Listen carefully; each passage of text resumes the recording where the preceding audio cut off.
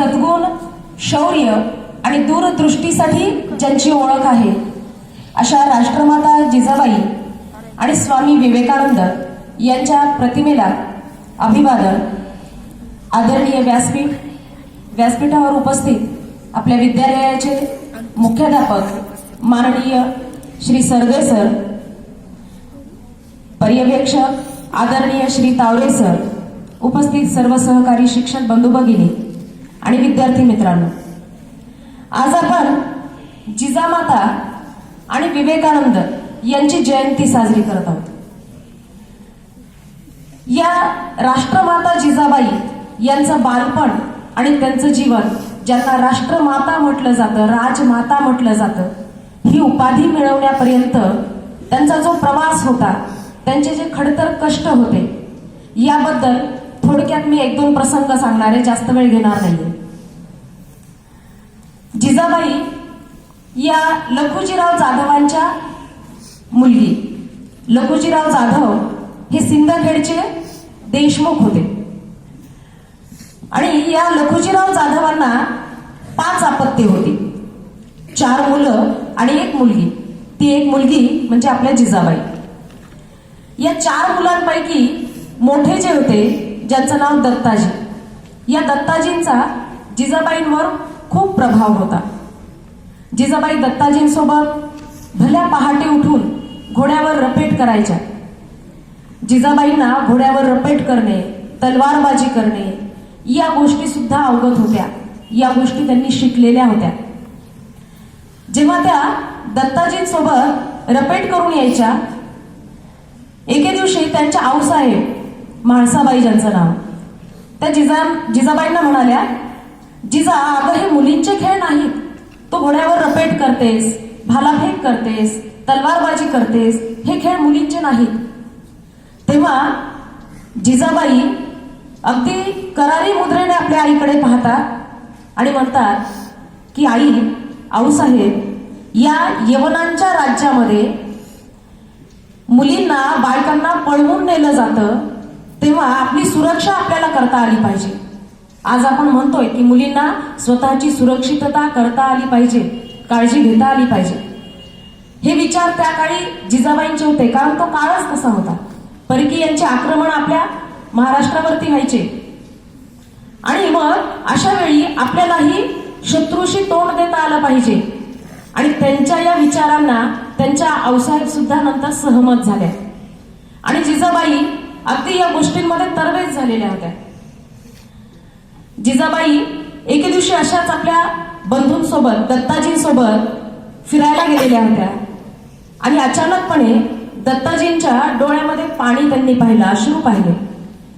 त्यांनी दत्ताजींना विचारलं की तुमच्या डोळ्यात अश्रू कशासाठी?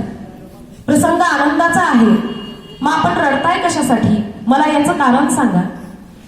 तेव्हा दत्ताजींनी सांगितलं, जिजा, हा मुलूक, या मुलखावर, या प्रांतावर एकेकाळी शूर, वीर, पराक्रमी राजे राज्य करत होते, परंतु आता आम्ही मात्र फक्त नावाचे राजे राहिलो आहोत.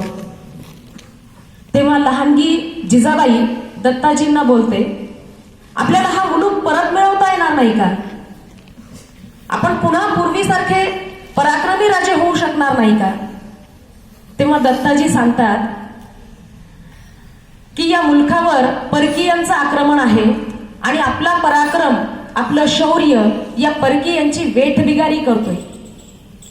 आपल्या डोळ्यादेखत आपल्या बायका मुलींना पळवून नेलं जातंय आणि आम्ही षंढासारखे बघत राहतो. याचं कारण म्हणजे आमच्यातला आपापसातला असलेला हेवादावा, आपापसातलं असलेलं वैरत्व, यामुळे आज ही आपल्यावर परिस्थिती आलेली आहे, असे दत्ताजी जिजाईला सांगतात.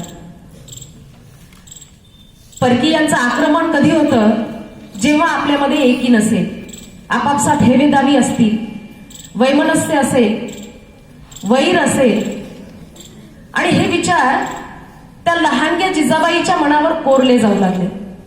त्या विचार करू लागल्या की आपल्याला पुन्हा एकदा आपलं राज्य निर्माण करता येईल का? स्वराज्य निर्माण करता येईल का? आपल्या बायका मुलींना सुरक्षित ठेवता येईल का, असे विचार त्यांच्या मनामध्ये घोळत राहायचे.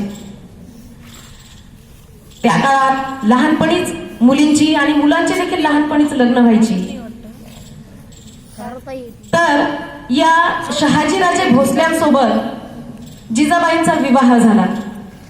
विवाहानंतर जिजाबाई भोसले घराण्याच्या सून झाल्या.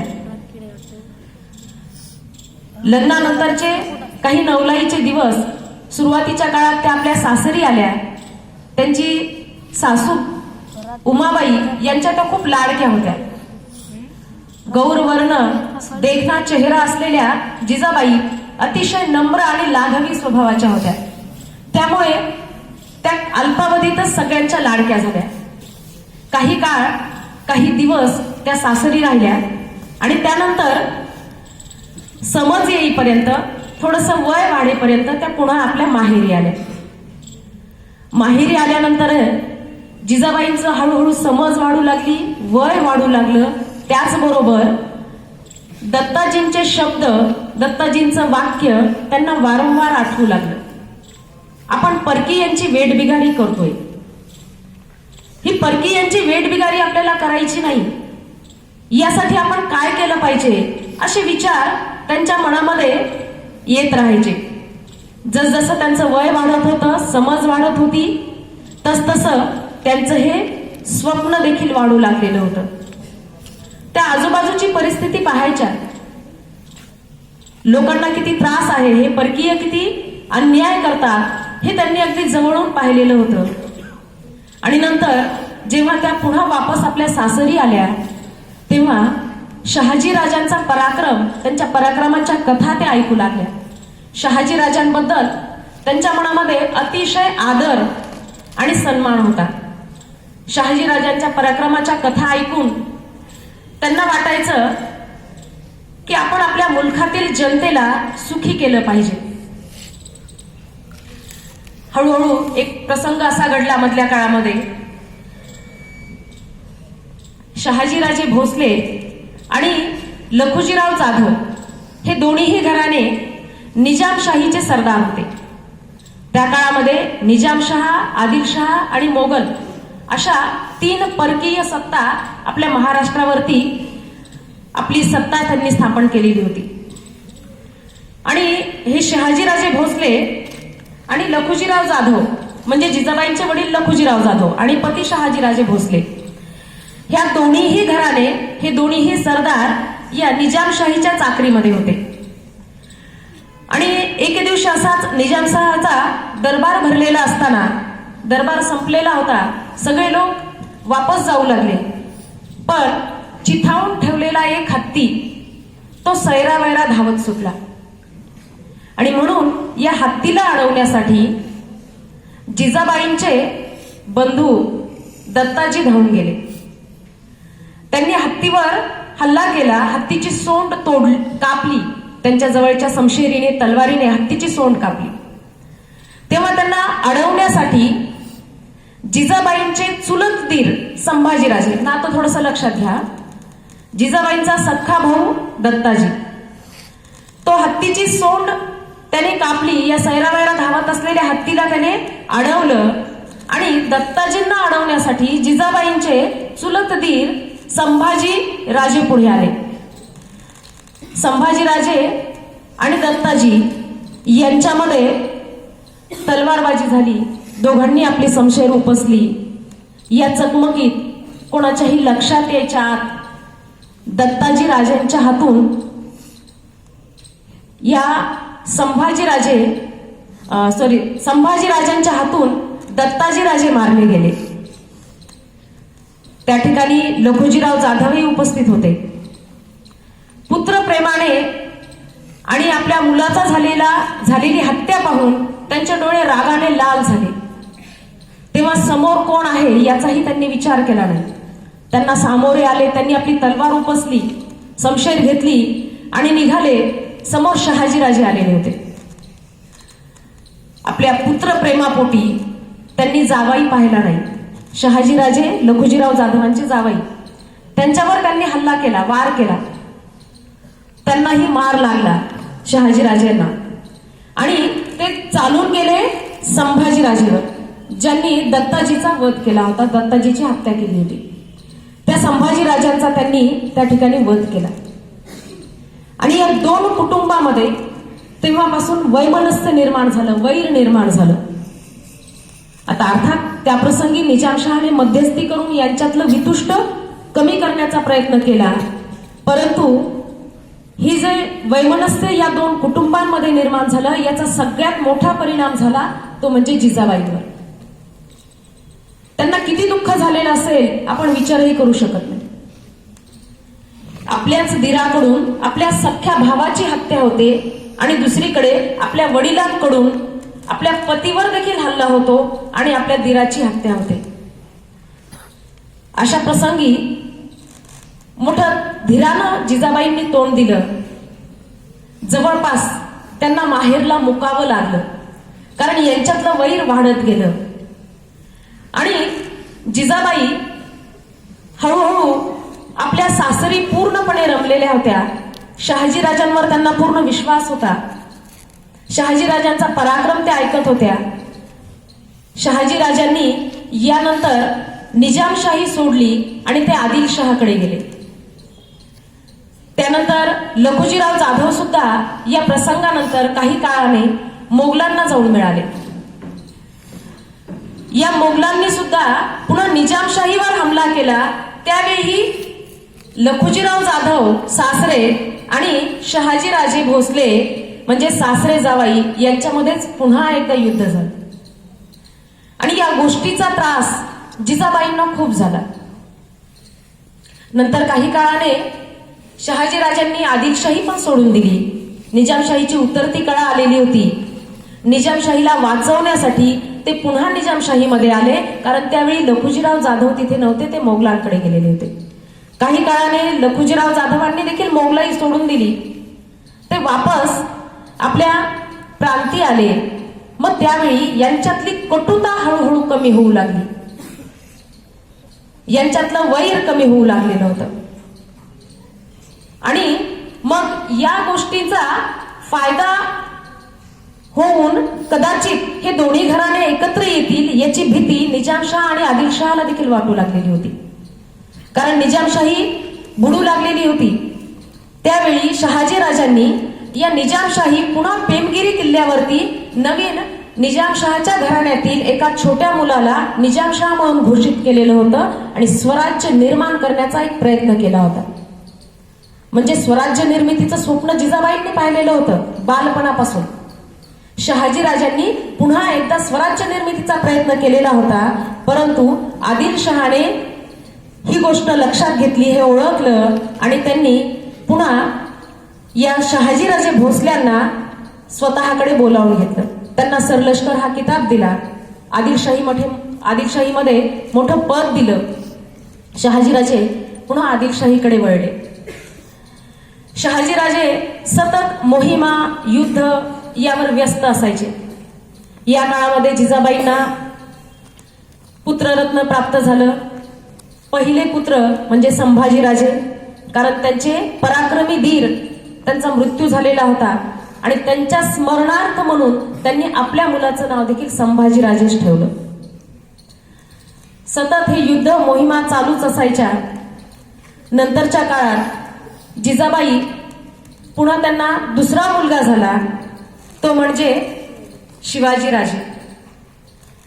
शिवाजीराजे झाल्यानंतर काही काळ या शहाजीराजांना 3 पत्नी होत्या. एक जिजाबाई, दुसरी तुकाबाई आणि तिसरी नरसाबाई. शहाजीराजांनी विचार केला, सतत धावपळीच्या किंवा वेगवेगळ्या किल्ल्यावरती जाणं, मोहिमा काढणं यामध्ये सगळ्यांची खूप फरफट होते. म्हणून त्यांनी जिजाबाई आणि शिवाजीराजे यांना पुणे प्रांतामध्ये ठेवलं, शिवनेरी किल्ल्यावरती ठेवलं. शिवाजी महाराजांचा जन्म, तो इतिहास आपल्याला माहित आहे, म्हणून मी पुन्हा तो नाही सांगणार आहे. आज आपल्याला जिजाबाई पाहिजे. आणि या जिजाबाई लहानग्या शिवाजीला सांभाळत असायच्या. शहाजीराजे कर्नाटकात गेलेले होते, बँगलोरला गेलेले होते, तिकडचा प्रांत ते सांभाळत होते. तिकडे त्यांना तुकाबाई पासून नंतर व्यंकोजी राजे झाले आणि तो प्रांत होतं ते सांभाळत होते. तिथेही आपल्या हिंदू राजांना एकत्रित करण्याचं काम शहाजीराजे करत होते.